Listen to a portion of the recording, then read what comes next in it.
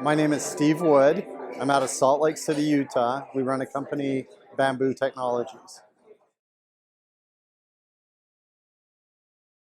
So this is a little bit of a journey, so take a minute to explain it. In 1984, between 84 and 88, I was working with an aerospace industry. During that time, I was working on some systems, and we had the opportunity for an executive from IBM come in. During the conversation with IBM, it was a conference, we had the executive from IBM who was asked a question from the audience about Unix. He got extremely angry, went red-faced, pounded the table and said, "Unix is dead." Okay, so this was about 1986. Since then, I've worked with many different opportunities with open source. So I go way back with open source. I worked with Oracle 1.0 web client, or client services. That situation lent itself to what happens with open source. So Oracle, the developers in all of the platforms said with Oracle's databases are not needed.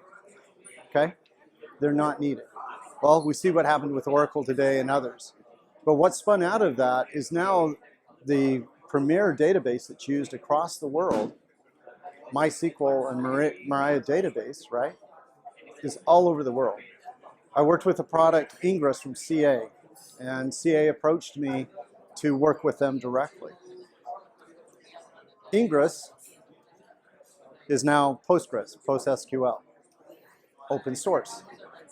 So I also worked in ERP in the private sector. With my knowledge of what is going on with ERP in the private sector and how it works and how it functions, ERPNext is the natural gravity of all these other packages that moved forward into open source. So the ERP solutions, which ERPNext is leader in the world now, it's a natural gravity, a natural lean into open source. That's a kind of a loaded question, because what's best suited for business is what the business needs. So there are situations where the business may lean to proprietary, but the thing with proprietary software is it doesn't have the turnaround and it doesn't have the community support. And most companies hide themselves behind the wall of proprietary software. 2016, I was out doing some research. And that's where I learned about ERPNext. In the late 1900s, I was working with a company and we were using different software packages, and I investigated J.D. Edwards.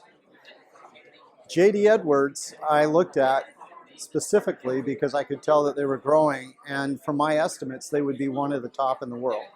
All right. 2 years later, they offered me a position back in New England for all of New England managing director. I turned it down to take care of my family, quite honestly. But what I'm seeing in ERPNext is the same thing I saw with J.D. Edwards. That kind of growth and that kind of success. The organization as a whole, this conference versus the conference of 2018 versus even last year, much more organized. We see better delivery of information, but the growth has been organic. There's a lot of space for growth.